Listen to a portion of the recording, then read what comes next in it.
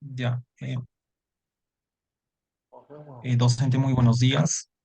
En esta oportunidad, el grupo 2 del NRC 22956 del curso de Fundamentos Económicos y Contables está grabando el video de la unidad 4 del examen final. Los integrantes son Cáceres Alca Alison Nicole, Juvenal Umpiripuma y Vanessa Quipo Mendoza y mi persona, Condori Pancorbo, Giancarlos.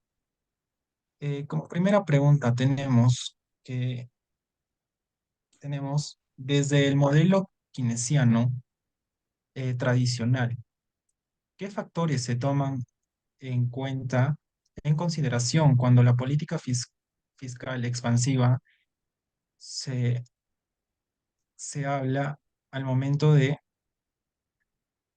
buscar incidir sobre la demanda a nivel de compañera, empieza de nuevo. No estoy viendo mi pregunta, por favor.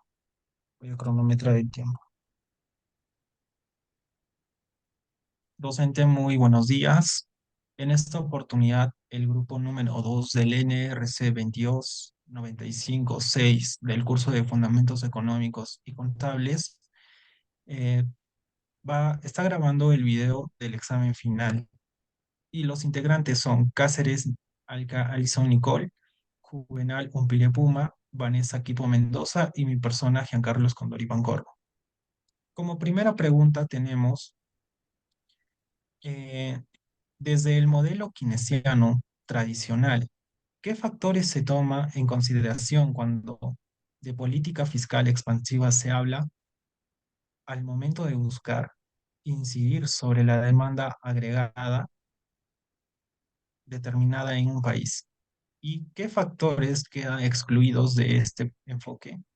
Bueno, para saber qué es el modelo keynesiano tradicional, tengo se podría decir que es una teoría económica que el gobierno debe invertir en la economía cuando el mercado no está en un muy buen funcionamiento, especialmente en tipos de crisis y recesiones. Según la teoría, el gobierno debería de disminuir los impuestos y hacer que el crecimiento, eh, el gobierno impulsa el crecimiento económico.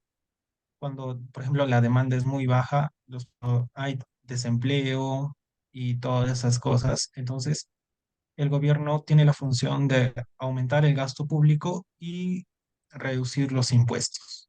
Como segunda pregunta, tengo los factores que se toman en consideración cuando de política fiscal expansiva se habla al momento de buscar incidir sobre la demanda agregada de un determinado país.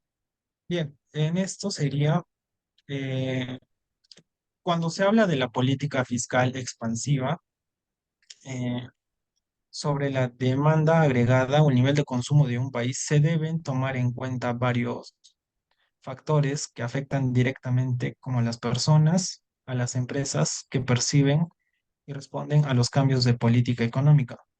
La reducción de los impuestos, ya he mencionado, y un aspecto de política fiscal expansiva. Esto puede estimular el consumo porque las familias tienen más ingresos disponibles para gastar en bienes y servicios. Así también permite que las empresas puedan invertir más en sus operaciones y contratar personal, no personal. Ahora, ¿qué factores quedan excluidos en este enfoque? Eh, Cuando se habla de esto, estos factores que no se abordan directamente son fundamentales para el bienestar económico de un país. Por ejemplo, sería la desigualdad social. Aunque se reduzcan los impuestos y el aumento del gasto público pueda beneficiar a varias personas, no siempre se distribuye de una manera equilibrada. En general, esto favorece más a las personas de un nivel socioeconómico elevado, tanto así como a las empresas y esos, dejando en una cierta desventaja a las personas que no llegan a tener un cierto nivel socioeconómico digno, se podría decir. Y le paso la palabra a mi compañera Vanessa. Segunda pregunta. La empresa Terramóvil se dedica a la distribución de fibra óptica de Internet para el Departamento de la Libertad. Asimismo, a la par de ella existen otras dos compañías que suman en un conjunto el 85% del mercado de distribución de dicho bien, servicio en dicha zona. El otro 15% se lo distribuyen entre 20 empresas de menor envergadura. Bajo estos preceptos, se puede definir que existe un mercado de competencia perfecta, un oligopolio o un mercado de competencia monopolística. Justifique su respuesta usando los conceptos estudiados en clase, así como hipótesis que permita reforzar sus argumentos. El mercado de distribución de fibra óptica en el Departamento de la Libertad se ajusta más al modelo de oligopolio. Justificación de la respuesta. Un oligopolio se caracteriza por la existencia de un pequeño número de grandes empresas que dominan un mercado. Estas empresas tienen un alto grado de control sobre los precios y la producción y suelen adoptar estrategias competitivas interdependientes. Evidencias que respaldan esta conclusión. Concentración del mercado. El 85% del mercado está controlado por solo 3 empresas. Esta alta concentración indica una clara dominancia. Barreras de entrada. Existen barreras de entrada significativas en este mercado, como altos costos de infraestructura, tendido de fibra óptica y la necesidad de obtener permisos y licencias gubernamentales. Estas barreras dificultan la entrada de nuevas empresas y refuerzan el poder del mercado de las grandes compañías. Adoptan estrategias para mantener o aumentar su cuota de mercado. Productos diferenciados. Aunque la fibra óptica es un producto relativamente estandarizado, las empresas pueden diferenciarse a través de servicios opcionales como paquetes de Internet y estrategias de marketing. Siguiente, por favor. ¿Por qué no es competencia perfecta? Competencia perfecta. Se trata de una marca de competencia perfecta. Existe cuando existen muchas empresas pequeñas, ninguna de las cuales tiene poder de mercado. Los productos son homogéneos y no existen barreras de entrada. Claramente este no es el caso del mercado de fibra óptica en la Libertad. Competencia monopolística. En este tipo de mercado, donde existen muchas empresas, pero cada uno ofrece un producto ligeramente diferenciado, si bien hay varias empresas en el mercado de fibra óptica, la concentración del mercado en pocas manos y en las barreras de entrada sugieren que no se trata de una competencia monopolística. Hipótesis. Es posible que las 3 principales empresas coordinen de manera explícita para fijar precios o dividir el mercado, lo que reforzará su poder de mercado. Liderazgo de precios. Una de las 3 empresas más grandes podría actuar como líder de precios, fijando los precios de referencia que las demás empresas siguen. Diferenciación de productos. La fibra óptica es un producto estandarizado. Las empresas pueden diferenciarse a través de servicios adicionales, como soporte técnico, velocidad de Internet y paquetes combinados con televisión y telefonía. En conclusión, el mercado de distribución de fibra óptica en la Libertad es un oligopolio. Esta estructura de mercado tiene importantes implicaciones para los consumidores, ya que puede limitar la competencia, reducir la variedad de opciones y potencialmente llevar a precios más altos. Gracias. El siguiente, por favor. Bueno, a mí me tocó la pregunta 3 que dice, de los conceptos estudiados en clase con relación a los factores que desplazan la curva de la demanda, brinde dos ejemplos concretos sobre cómo esta varía en relación a los bienes sustitutivos y complementarios, estableciendo la diferencia entre estos dos, los bienes normales e inferiores. Grafique en ambos casos desplazando tomando como supuesto que la curva se expanda, ¿no? Aquí tenemos la primera pregunta que es ¿qué son los bienes sustitutivos?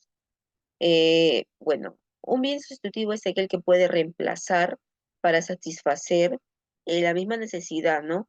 Del consumidor, ya sea productos o servicios que aunque sean diferentes en características o precios, cumplan con la misma función a ojos del mismo consumidor, ¿no?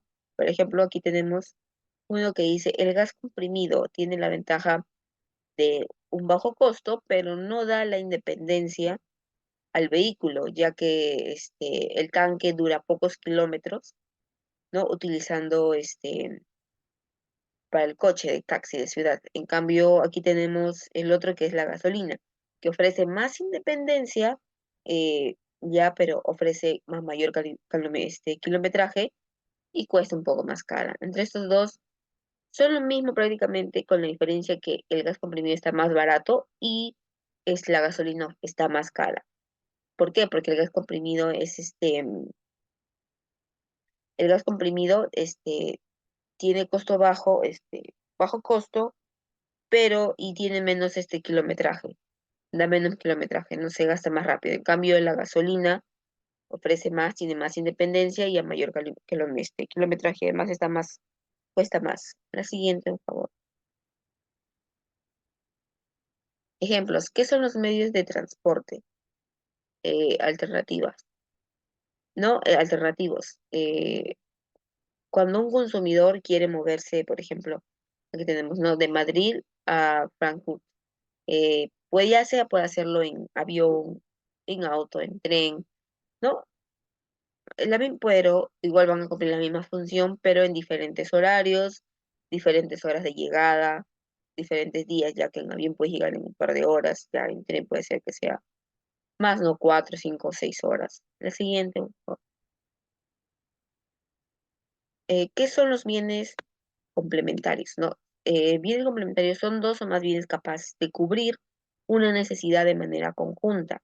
Si están separados, no generan la misma utilidad, ¿no? Cabe mencionar que que se proporcionan y se deben utilizar bienes complementarios. No es necesario uno de uno, sino que pueden variar según cada caso, ¿no? Por ejemplo, aquí tenemos la impresora y la tinta que requieren de la misma función. Sin la tinta, la impresora no funciona, no se puede imprimir, ¿no? Y aquí tenemos el otro, el café y el azúcar, que son de gran mayoría, que la gran mayoría de personas no disfrutan el café, ¿no? Solo que en necesidad tienen que endulzarlo, ¿no? Como también hay otras personas que no lo endulzan, que les gusta tomar el café sin azúcar. Eh, la siguiente, compañero, por favor. ¿Qué es un bien normal? Un bien normal es todo aquel tipo de bien o servicio que la demanda aumenta a medida que va aumentando los ingresos, ¿no?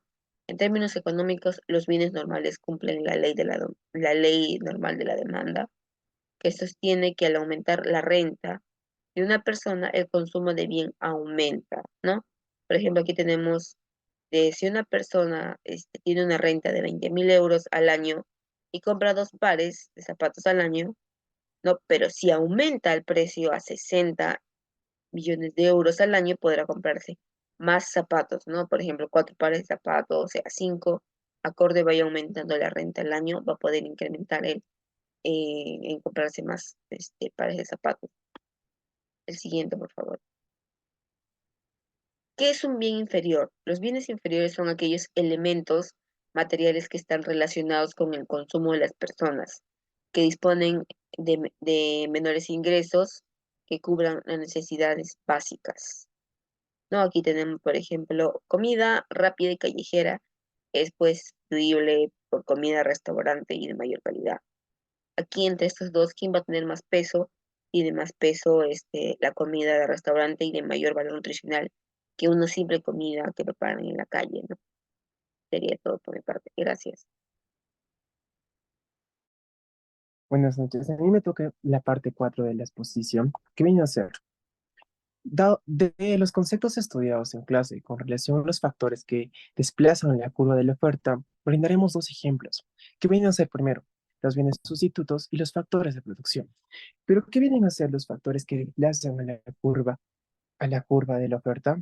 Estos son factores que desplazan de forma directa o indirecta en relación a lo que se complementan o se sustituyen en este caso. En este caso, primero hablamos sobre los bienes sustitutos. Los bienes sustitutos vienen a ser los bienes que se reemplazan directamente. En este caso, en este ejemplo que pusimos en la exposición, hablamos sobre el maíz y el trigo. Pero vamos a hablamos del ejemplo. Un agricultor tiene la opción de cultivar tanto trigo como maíz, pero se ha dedicado a cultivar maíz por varios años, pero en este supuesto, el trigo aumentó su rentabilidad en la demanda en el mercado, haciendo que sea más rentable cultivar trigo.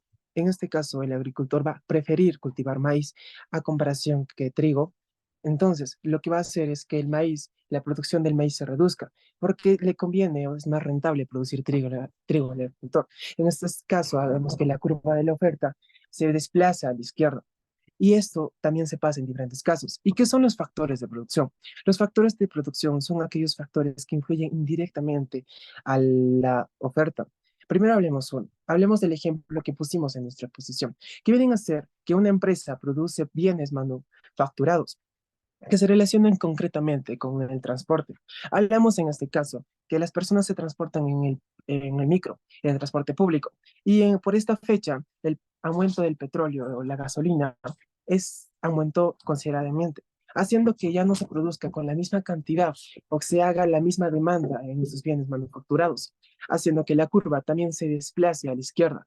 En este caso, en conclusión, damos que en los dos casos, tanto en los bienes sustitutos como en los factores de producción, en este caso los bienes manufacturados, se han desplazado a la izquierda, porque en este caso su producción o su demanda ha sido contablemente o se ha dado una bastante decaída por estos factores. Damos en conclusión que el desplazamiento de la oferta se viene por los factores múltiples que se vienen tanto en bienes sustitutos como en factores de producción. Muchas gracias. Termino la exposición.